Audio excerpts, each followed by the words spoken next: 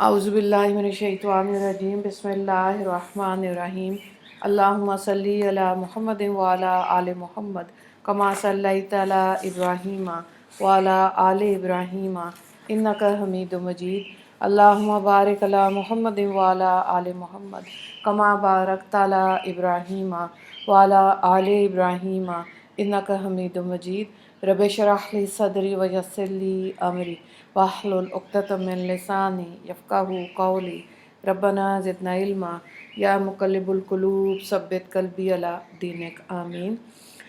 10 عنوانات کے تحت اسلامی تعلیمات 9 رجب۔ عنوان نمبر 1، اسلامی تاریخ۔ حضرت علی رضی اللہ تعالیٰ عنہ۔ حضرت علی بن ابی طالب رضی اللہ تعالیٰ عنہ نبی کریم صلی اللہ علیہ وآلہ وسلم کے چچا زاد بھائی اور داماد ہیں۔ حضور صلی اللہ علیہ وآلہ وسلم کی لاڈلی بیٹی حضرت فاطمہ رضی اللہ تعالیٰ عنہ کے شوہر اور حضرت حسن حسین کے والد محترم ہیں۔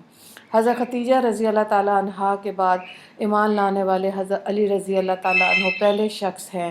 اس وقت ان کی عمر 9 سال کی تھی اور آپ رضی اللہ تعالیٰ عنہ نے کبھی بھی بتوں کی پرستش نہیں کی تھی۔ حضور صلی اللہ علیہ وآلہ وسلم نے حضرت علی رضی اللہ تعالیٰ عنہ کی پرورش کی تھی۔ وہ ایک نہایت طاقتور اور بہادر انسان تھے۔ ان کی بہادری کا اظہار غزوہ خندق میں اس وقت ہوا جب دشمنوں کی طرف سے عمر بن عبد ود سامنے آیا، جو تنہا 1000 شہ سواروں کے برابر سمجھا جاتا تھا۔ اس نے کہا، کون ہے جو میرے مقابلے میں آنے کی ہمت رکھتا ہے؟ اس پر حضرت علی رضی اللہ تعالیٰ عنہ آگے بڑھے اور مقابلہ کیا۔ اللہ نے حضرت علی رضی اللہ تعالیٰ عنہ کو فتح دی۔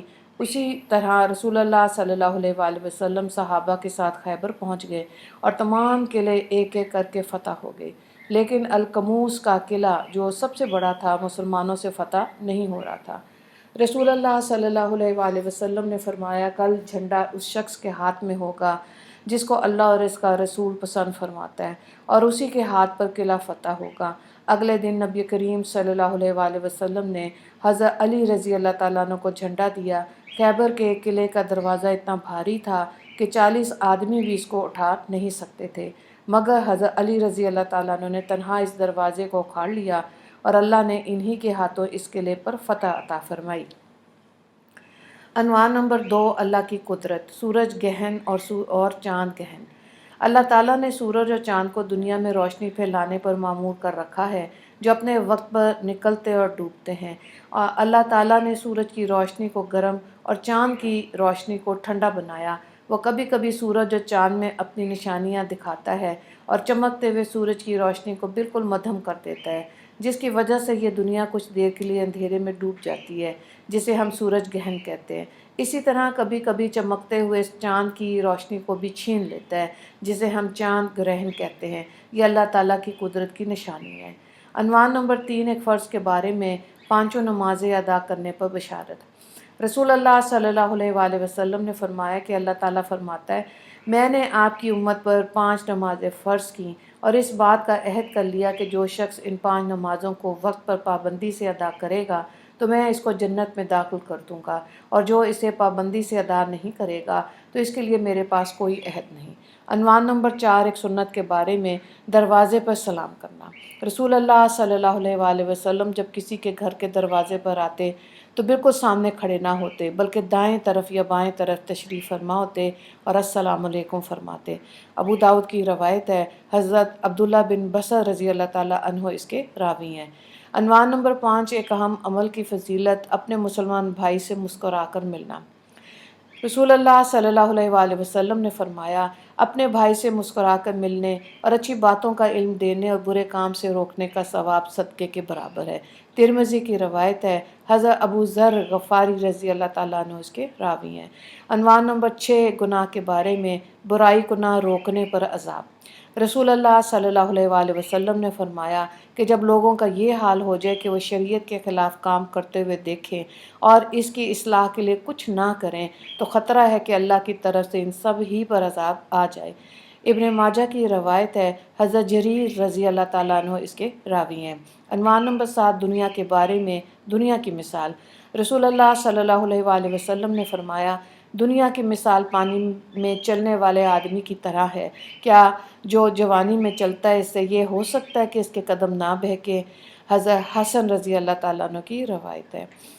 مفہوم اس کا یہ راوی ہیں اس کے مفہوم یہ ہے کہ جس طرح پانی میں چلنے والے کا قدم بھیگے بغیر نہیں رہ سکتا، اس طرح دنیا میں گھسنے والے گناہوں اور آفتوں سے نہیں بچ سکتے۔ عنوان نمبر 8، آخرت کے بارے میں قیامت میں کوئی کام نہیں آئے گا۔ قرآن میں اللہ تعالیٰ فرماتا ہے، لوگو اپنے رب سے ڈرو اور اس دن سے ڈرو جس دن نہ تو باپ اپنے بیٹے کے کچھ کام آ سکے گا اور نہ بیٹا ہی اپنے باپ کی طرف سے ذرا برابر کام آ سکے گا۔ بے شک اللہ کا وعدہ سچا ہے، تمہیں دنیا کی زندگی ہرگز دھوکے میں نہ ڈالے اور تم کو اللہ تعالیٰ کے بارے میں دھوکہ باز شیطان کسی دھوکے میں نہ ڈالے۔ سورہ لقمان آیت نمبر 33۔ عنوان نمبر 9، طب نبوی سے علاج، پیٹ کے درد کا علاج۔ حضرت ابو ہریرہ رضی اللہ تعالیٰ عنہ فرماتے ہیں کہ میں نماز سے فارغ ہو کر آپ صلی اللہ علیہ وآلہ وسلم کی خدمت میں آ کر بیٹھ گیا۔ پھر آپ صلی اللہ علیہ وآلہ وسلم نے میری طرف توجہ فرماتے ہوئے ارشاد فرمایا، کیا تمہارے پیٹ میں درد ہے؟ میں نے کہا ہاں یا رسول اللہ۔ تو آپ صلی اللہ علیہ وآلہ وسلم نے فرمایا، اٹھو نماز پڑھو کیونکہ نماز میں شفا ہے۔ ابن ماجہ کی روایت ہے۔ اللہ اکبر۔ عنوان نمبر 10، قرآن کی نصیحت۔ قرآن میں اللہ تعالیٰ فرماتا ہے، اے ایمان والو، جب تم آپس میں کسی متعینہ مدت کے لیے ادھار لین دین کا معاملہ کیا کرو تو اس کو لکھ لیا کرو۔ سورہ بقرہ آیت نمبر 282۔ وآخر دعوانا ان الحمد للہ رب العالمین۔ اللہم اغفر للمسلمین والمسلمات والمؤمنین والمؤمنات۔ السلام علیکم ورحمۃ اللہ وبرکاتہ۔